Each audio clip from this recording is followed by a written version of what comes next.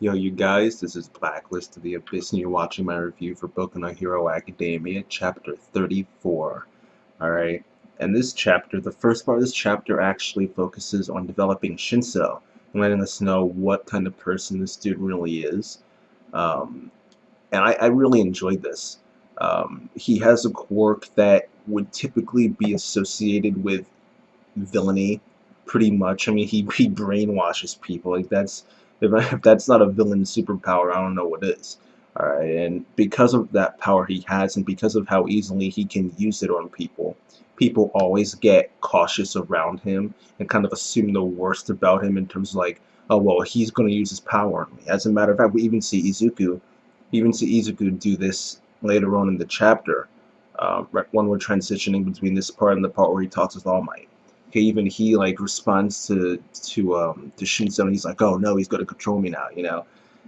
So Shinsou has definitely experienced this type of behavior directed towards him quite often, and it's affected his personality to the point where he's like, listen, these people are going to assume the worst about me.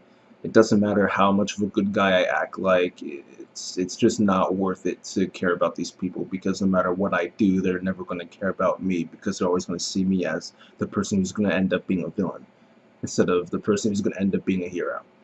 All right, and he's just given up on people accepting him for who he is and who he wants to be.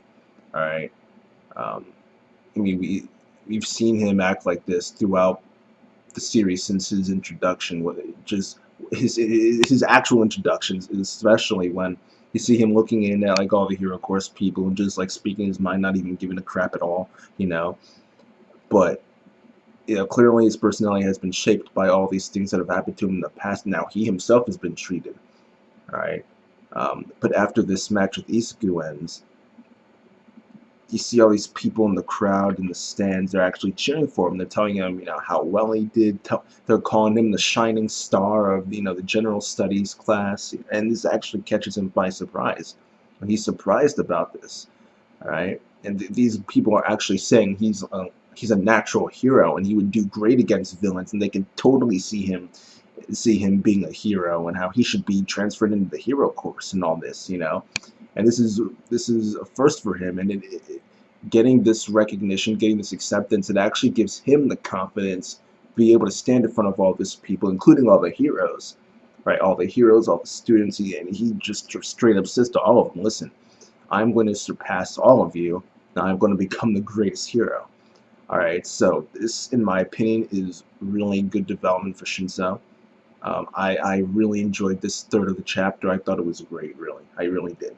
All right, and after this is when we transition to the third of the chapter that deals with Midoriya talking with All Might about the whole vision with the past users of One for All.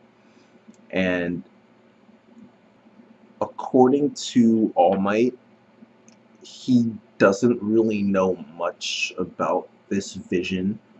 Um, that's what he says to Midoriya, at least. Now he says that he's only seen the vision once.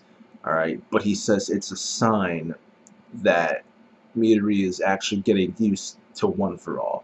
Right, and he ends up adding in that the vision can't affect him, and he can't affect the people in the vision. All right, so we can't have like an avatar state or anything like that where he actually does get influenced and affected by these people in the vision, by these past users of One for All. All right, but what that also means is that these guys couldn't have helped Izuku in the match against Shinsou. All right, so that means he broke Shinsou's brainwashing all by himself. All right, but he doesn't really buy that though. He's like, I don't only buy it, but if you say so, whatever. All right, so he hasn't really bought it 100%. And if Isuku isn't buying it, then I see no reason why we should just 100% buy it either. It's hard to say what exactly All Might's saying here that is true, because it's clear he knows more about it than he's letting on. All right, because right after that um, he says it's not a bad thing that he was there in the vision with some of the other users.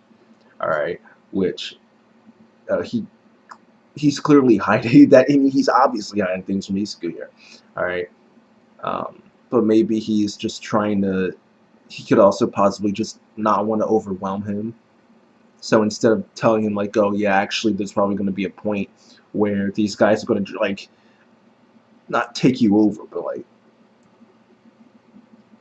shit, like use like your body will become a host to them. Like I don't even know how to phrase it, but like essentially an avatar state, but like an accidental avatar state, one that Izuku can't legitimately control. Like he might be trying to hide everything that this vision means because it would put too much on Izuku's plate and he wouldn't be able to focus specifically on what he needs to do right now. Because he needs to take things one step at a time. Right now he can only choose between 100% and 5%, like we established a couple weeks ago. Right, when it comes to how much power he can use at once.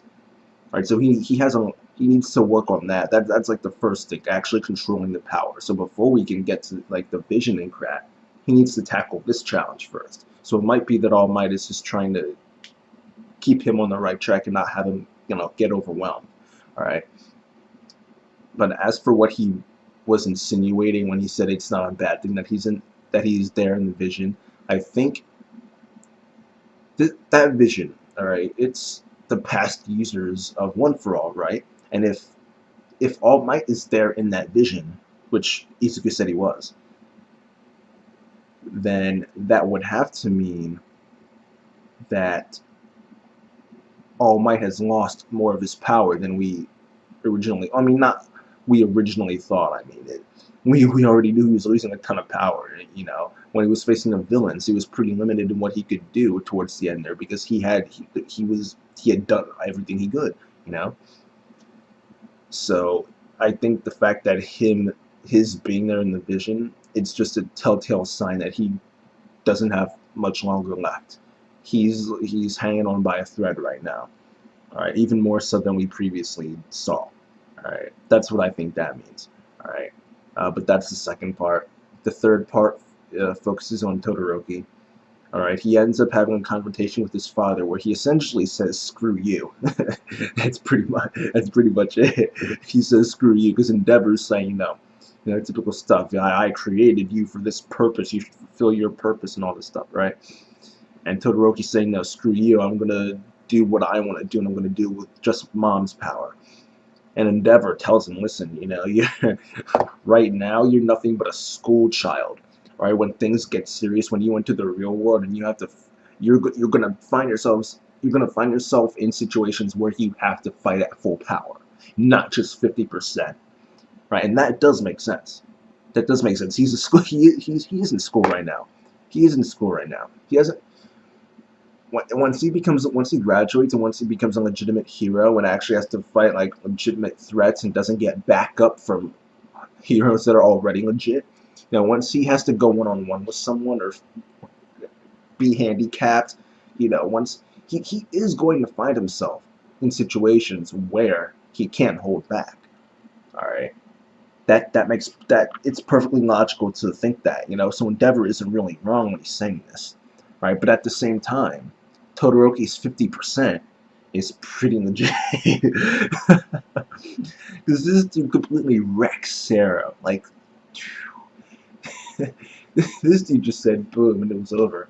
And he kind of lost control. He hit himself with that attack. He hit Midnight with it. She was just standing there like, really? It was actually kind of funny. All right, but he even got himself caught up in it, in the attack. All right, so his 50% is pretty legit. Okay, it's pretty legit. So I'm sure at some point in his life, Todoroki will need to use his fire side in an actual battle. But as for right now, I think he'll be fine. Like for right now, like legit, like right now, in this arc, he'll be fine with just his ice side. All right, maybe the next arc too. Probably, I don't see him needing to use his fire like as the earliest time possible. Probably like 2 or 3 arcs from now. Like I can't see it happening very quickly. All right, it's gonna be like way down the line. All right, but yeah, that's the chapter. I really did enjoy the chapter. I thought it was really good, and I'll I'll give the chapter an 8.5 out of 10. And that's that, you guys. Rate, comment, subscribe, and I will see you guys next time.